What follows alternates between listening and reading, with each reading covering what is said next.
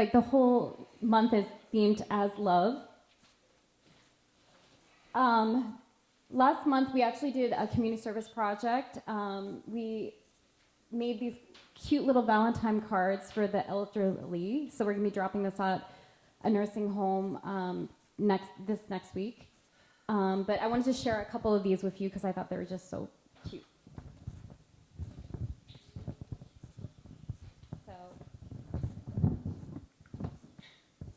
So this one says, "You have a heart of gold. I hope you know how much you are loved." This one says, "Happy Valentine's Day.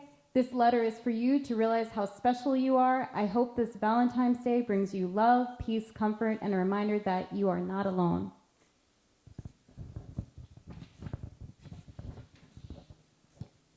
This one says, "A smile is the prettiest thing you can wear."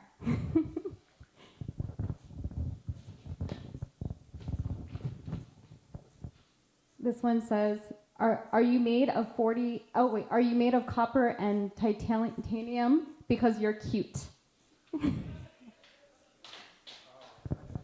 And this one, the last one I'm going to read. This one says, this one's a quote from the Bible. It's from Corinthians. It says, "Let all you do be done in love." So we have about just short of 40.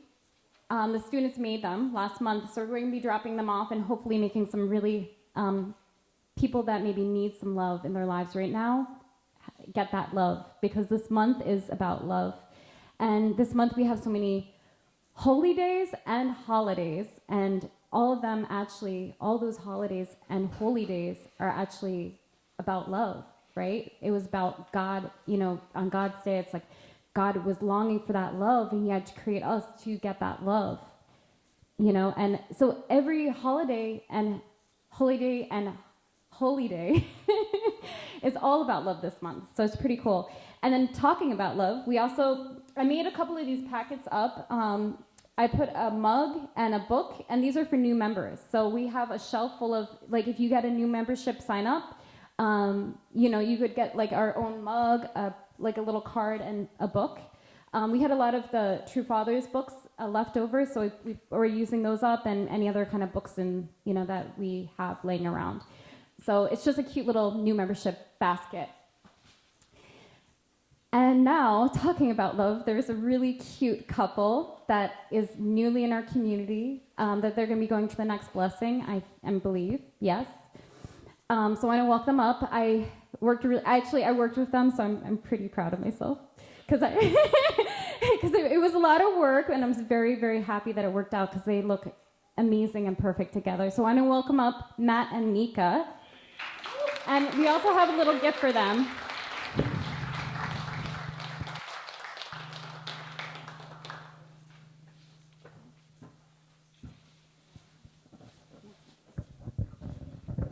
Good morning, everybody. For those of you who know, and for those of you who don't, December, we had our commitment ceremony. So I first of all, mostly just want to send some... I just wanted to say thank you to everybody who's supported me during this journey, this past few years of being in the community. And I really look forward to being with her. And she wanted to say a few things, so I want to pass it over to her. Hi, everyone. It's really nice to be here in the Bridgeport community. I am actually from the Belvedere community, just about 45, 50 minutes away, just not that far. I'm the assistant pastor there, but I've known some Pastor Simone. We kind of work together, here and there, but I know that she thought of me a lot. And so, there was a moment where I thought, maybe I'll just, give up, or maybe I'll keep going. So then I thought of her, and I just texted her, and I was like, "Pastor Simone, is there anybody, around?" And so she got back to me after a few days, and she gave me Matthew's profile. And I was like, "Oh, okay." And then we just started talking, and we just never stopped talking. So that was really great. So I'm really happy to be here and happy to be with him. So thank you so much.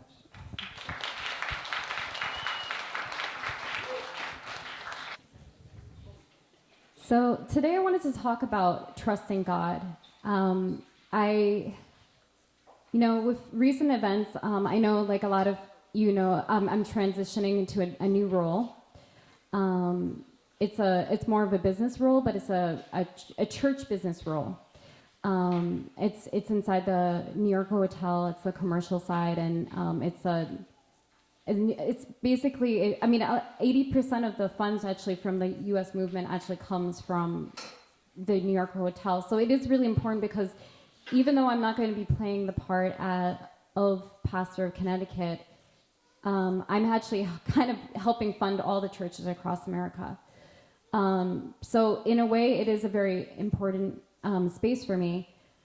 It was an impossible decision for me to make because in many ways, my heart was really in Connecticut, and I really, really, really love Connecticut, and it's the closest thing I've had in a home in a long time because I think with me and Saya traveling and moving so often, we've lived in some of the most beautiful places in the world actually, but people are just, the quality of people here are just so incredible. You guys literally feel like my family. So for me, it's a little bit painful because I'm kind of like, oh, I have to leave. I'm kind of leaving my family. Not that I'm leaving per se, but I'm going to be more in New York City. So I'll be more there. So it'll be seeing you guys less often. But so this summer when I was trying to make a decision, the first time this role popped up over the summer. Well, to be honest, they reached out to me a long time ago, and I kept saying, no, I'm not ready, And then the summer when it popped open, I kind of felt like I kept hearing, like, trust me, and I didn't want to do it. I was like, no. And then I bought the house here as, like, a last attempt to stay here, and ended up being more of a mess, I should say, because I ended up getting a squatter in my other house because I rushed the process. So it kind of, but it's interesting because it kind of forced me to take the role that was presented to me on a different level. So, but saying this, I feel like God has always been leading my life, and He's always kind of put me in positions where, from a really young age, I kind of feel like I kind of devoted my life to God. Like a very young age, I kind of said to God, whatever you need me to do, I will do, and that's always been kind of like my heart. And even moments when I didn't want to do it or when I was in a lot of pain, I still stepped up and I did those positions because that was my commitment and that was my relationship to God.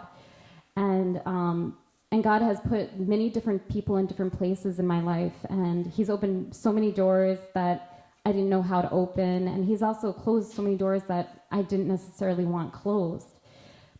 But many of these moments I've seen as preparation moments, like even stepping into, when I ended up in Korea for, a couple of years in the GOP dorm, I think it really honestly prepared us for even just being here because we worked with kids in all different ages. And then even when I got back straight to Florida, the second generation approached me and said, we really want you to step up as a pastor.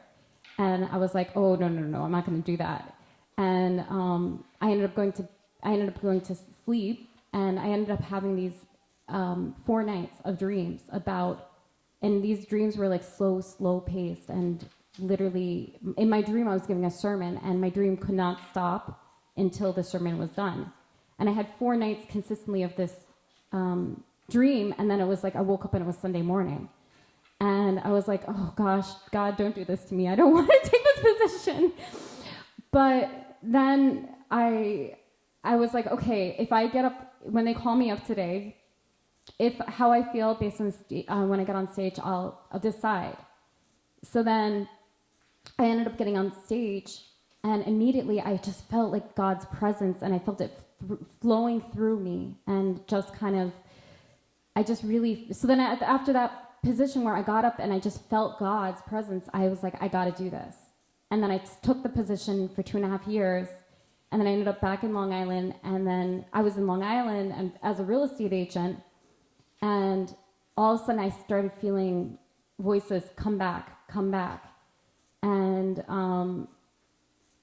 I felt voices like, come back, and I ignored it because I was feeling from September, and at that point, Daniela and Roger was reaching out to me, and now Keeney and Damien were reaching out to me, and they were offering me all these different positions, but then Daniela and Roger's voice actually showed up louder than any other voices, and I really felt like drawn to Connecticut, right? I felt like I had to come here.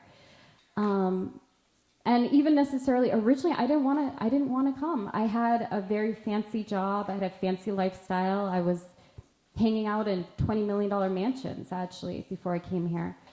But I was like, okay, God wants me to play this part, so I'm gonna take a leap of faith. I'm gonna do this because you need me to play this part. So I did it, and I had a most incredible experience that I would never trade for anything in the entire world, because I got all of you, and that to me is so precious. And it was worth like everything I've been through, to come here. And I think right now, like even this summer, I originally did only commit to Connecticut for 2 years, but after the 2 years, I really did fall in love with this community, so it was really hard for me to transition. But I felt like during the summertime, they reached out to me for this other position, and I felt strongly at that time I should have took it. But then I was like, no, Connecticut's my home, I want to stay here. And then I ended up buying a house, which put me into a little bit of a messy situation, but it'll clear itself up in just a little bit of time. But once again, this is kind of what I feel like God always does to me when I kind of decide, like, I'm not sure I'm going to go forward with this. It's like God kind of puts something in my way to make me stop and think, hey, Simone, I need you to play this part, right? And I'm not saying that I'm going to leave forever. I feel like I'm going to end up coming back here. And I honestly do think I'm going to end up in a pastor position, maybe 1 or 2 more times even in my life. I really strongly feel that in my heart. So I don't think I'm stepping down as a pastor forever. I just think I'm stepping down for now, and we own a house here now, so I will still be here and see you guys. So I just want you guys to know that. I don't want you guys to hear it from me, that how much I really love you guys, and it's not about stepping out of position because I want to necessarily. It's just right now I feel like God needs me to do this.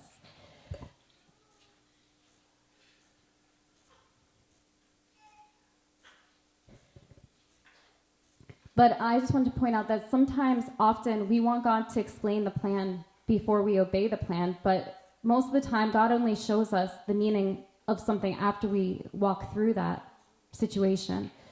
So,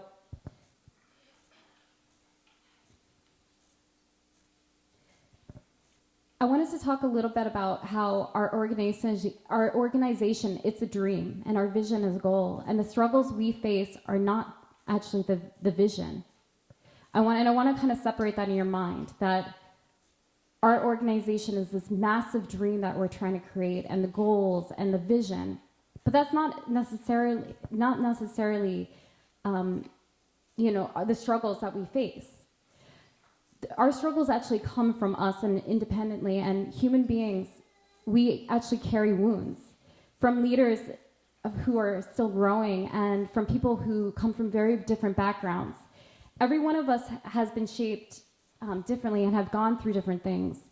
In our lives, like, we've been through different things, and everybody has a different background and has a different story and has been shaped differently from another person. And sometimes those internal struggles show up within our organization, and it's not because the dream is wrong. It's because people are still healing. Do you guys understand that? Yeah. Because it's really important to kind of be able to filter through the two. People are still imperfect, and there is something that we need to work on. Each one of us has our own proportion of responsibility, and responsibility for our attitudes, responsibility for healing, and responsibility for the way we treat others. Love is not perfect, and we are not perfect.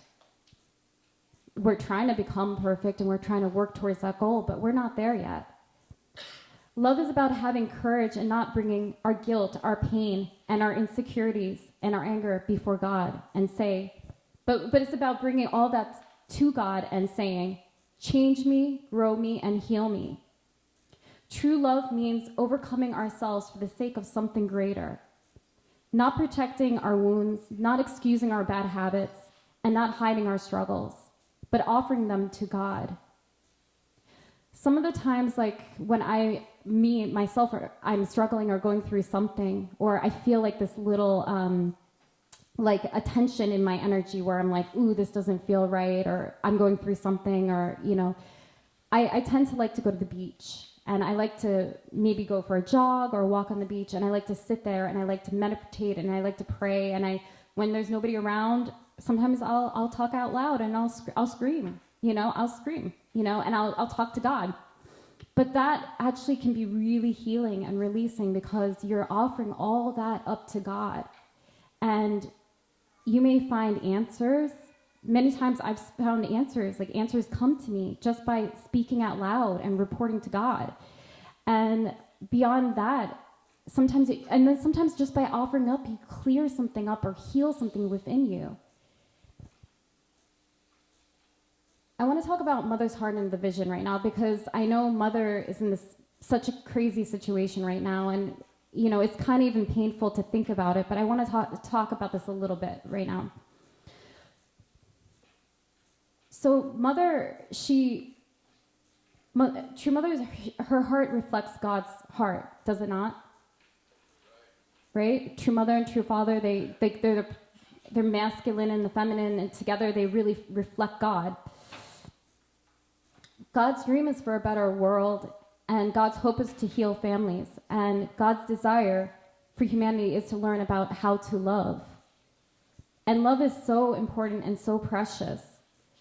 And even many times, even recently when I'm praying and I'm thinking about true mother, and it's really painful for me, but at the same time, because it's just someone you love and you care about so much, to actually envision them in such a situation is very painful.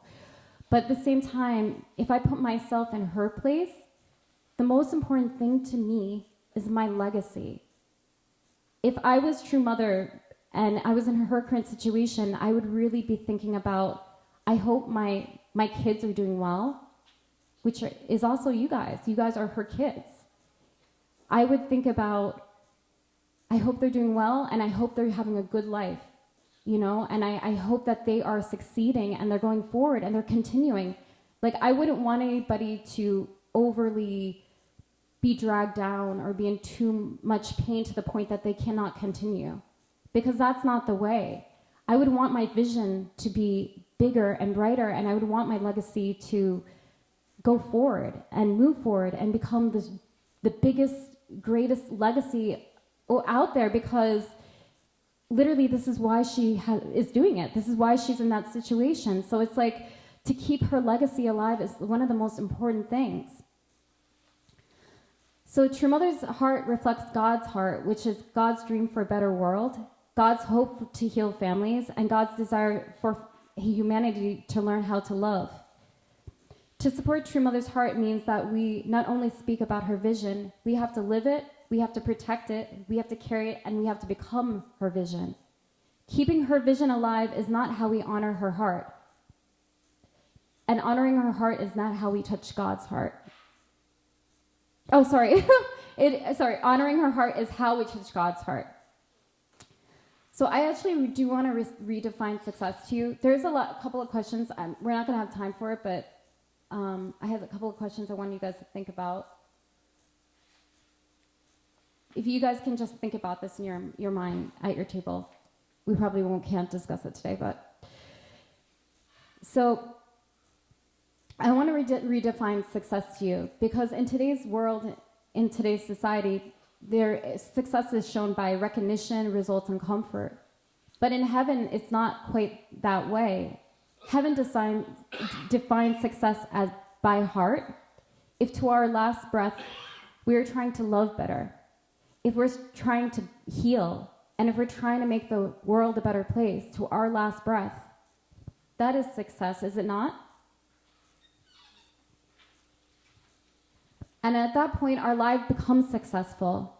It's not because we are perfect, but it's because we are sincere. Our hearts are sincere, and we're moving forward with her vision with sincerity. And I think that's also when True Mother was talking about chapter 2 of the Divine Principle. it was more about Adam and Eve's sincere of heart. You know, it was their heart, the way they loved, and the way their vision towards God. So, love is the center, and healing is our responsibility. Vision is our direction, and heart is our measure of success. If we live this way, no matter where God leads us, no matter what mission he gives to us, and no matter what challenges arise, our lives are not wasted. But they will become offerings. Will they not? Yeah, our lives become offerings. And that makes us successful. And that's what I am doing right now. That I'm actually offering my life to God, and I'm kind of going with whatever God needs me to do. You guys understand? All right. Adieu. All right, and I love you guys, okay? And this is a month of love. You got to feel that love. Yes. Yes. All right. All right. So I'm going to welcome up Hero now. Also, Hero is the next generation. So he is going to bring forth a lot of amazing things with our young people because that's our future, right? Yeah, right.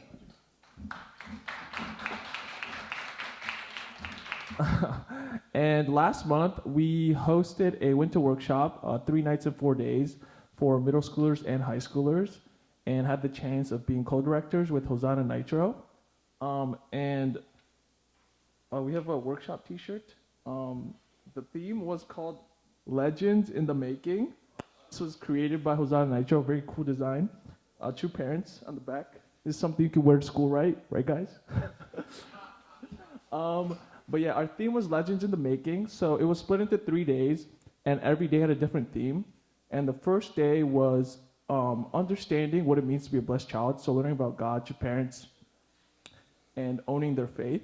And the second day was how to live ideally as a blessed child. So we taught them the 3 great blessings, how to apply them in their daily lives. And the third day was how to give back to the community, connect to the community, using those steps we taught in the second day. So hopefully you see them around, volunteering more, being more active in the community, because we taught them that. Yeah, so I think you saw some familiar faces. We did the workshop with New York and Massachusetts and New Jersey. There was a total of about 60 of us. And from our community, there were 7 participants and 5 staff that helped. And actually, today, 2 of our participants will be giving a testimony, right, guys? Who wants to go first? All right, ladies first. Yui, please welcome up Yui. Yay!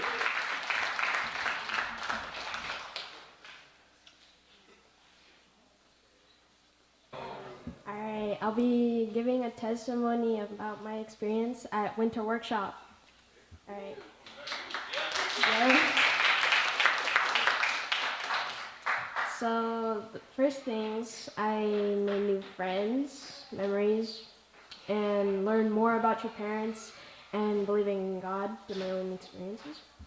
All right, so from the video, they showed that we had teams and we played a bunch of activities. So for my team, we were able to show a lot of teamwork and we won first place. All right, yeah. So, and my favorite memories from Winter Workshop was playing activities and songs. All right, so we were able to play a betting game. I don't know if you saw from the video. There's like Nerf guns, and there's 2 teams. They'd be on, they'd be going against each other basically, and we would have to bet which one would win, and we would get points from it. That was pretty fun for me. So my favorite song we played was Heavenly Soldiers. That's a pretty good song, right? And for believing in God through my own experiences, we had to do this deep activity of carrying someone on our back. It replicated true parents carrying his enemy that had a broken leg. I had to carry my sister, so yeah, pretty ironic. But blindfolded, so it was pretty hard. And it really felt like it too because it was really cold and it was like, the floor was really slippery because it rained the other day and it was so cold that it froze.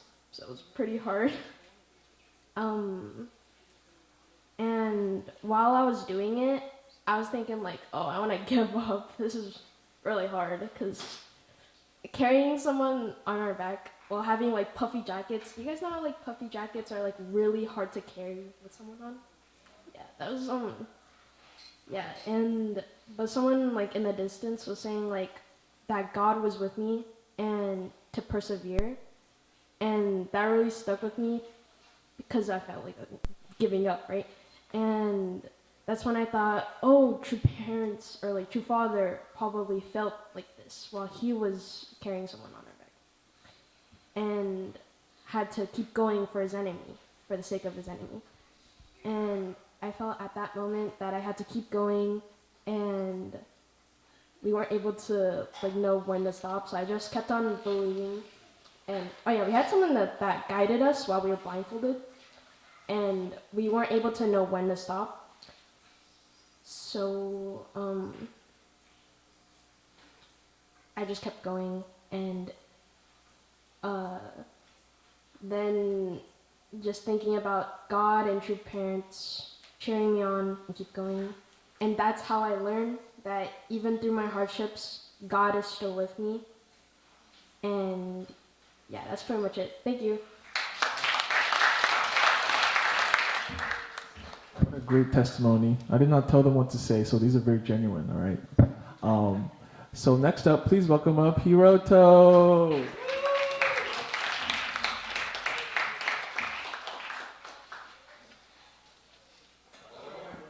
Yeah, I have no script or anything, so it's just like based off of what I remember. So, in Winter Workshop, I say for the first day, it was very like nice. I got to meet like a lot of people from other communities, and like I think they were really happy to see me, and I was really happy to see them because we don't really see each other that much because we live pretty far apart. So I guess that was like something I was really happy about. I think Winter Workshop really helped me like develop my relationships with my friends, and I got to understand them more, like with their struggles and all. I guess like I really learned a lot about like true parents, because like I didn't really know much about true father and how much like everyone just said, oh, he struggled so much, but I didn't really understand how much he struggled, like until I did the activity where like we had to go in the snow blindfolded and he had to carry like a friend of ours, and I just remember like being so exhausted and like hopeless.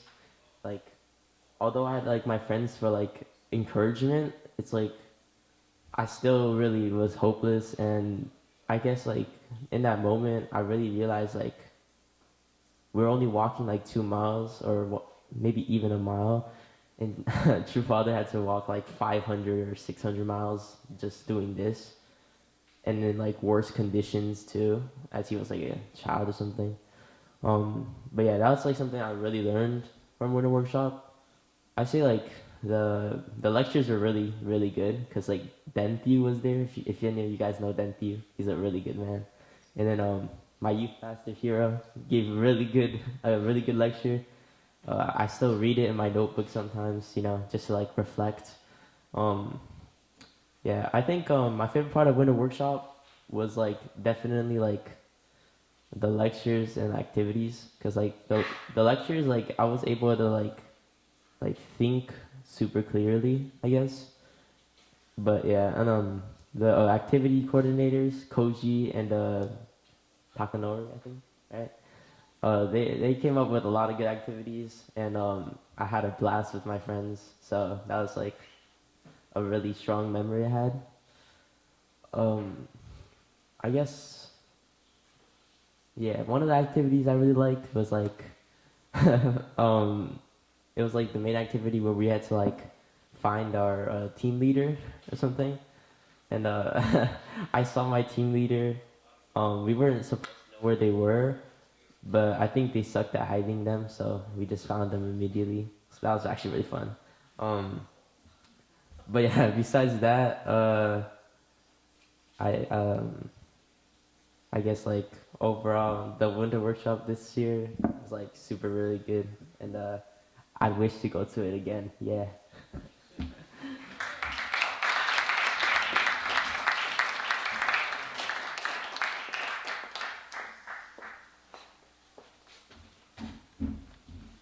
All right, thank you. Let's give him one more round of applause. All right, so we're gonna finish up now. Just so you know, you guys all have a rose in front of you. Feel free to take this home. It is a memory.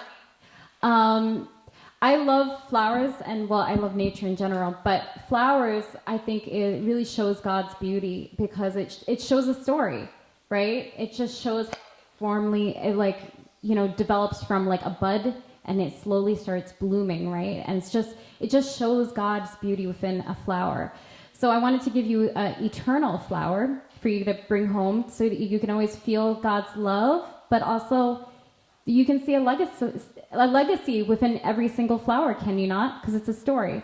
It's a story of life and how it blooms and how it becomes so beautiful. And that's your lives, and that's True Mother's life, and that's our lives together. So keep this as a memory.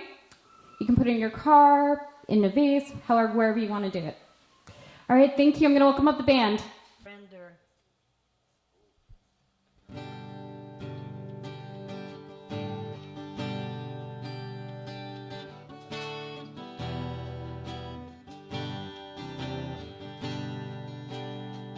Here are my hopes, here are my doubts, here are the things that I can't figure out.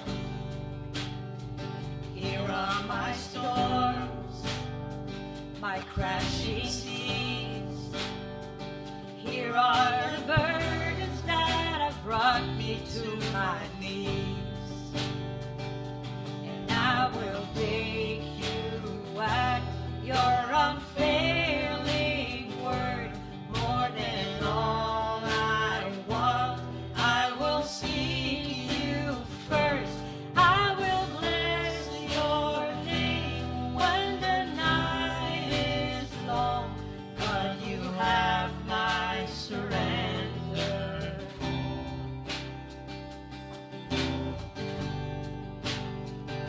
Here are my prayers, my heart will wait, and I will bow my will so you can have your way.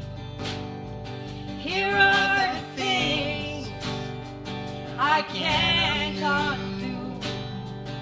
Oh, I am nothing, nothing without you.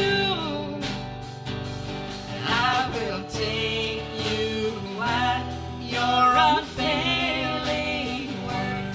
More than all I want, I will seek you first. I will bless your name when the night is long. God, you have my surrender. God, you have my surrender.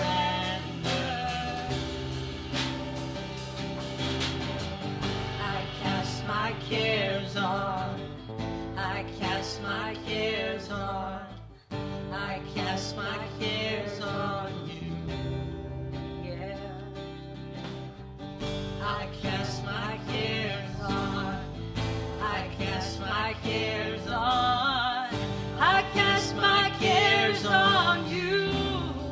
Oh yeah. I cast my cares on. I cast my cares on. I cast my cares on you. And I will take you at your unfailing word. More than all I want,